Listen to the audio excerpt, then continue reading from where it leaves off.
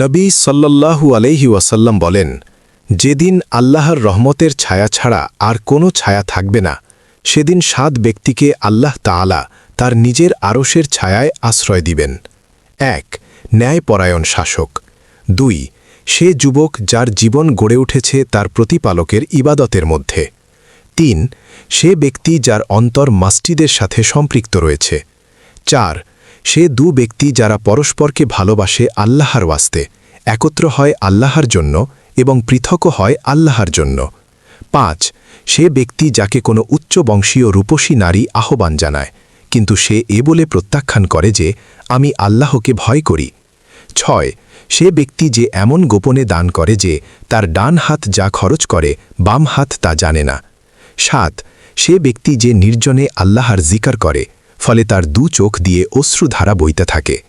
আল্লাহ আমাদের এই শ্রেণীর অন্তর্ভুক্ত হওয়ার তৌফিক দান করুক। আমিন।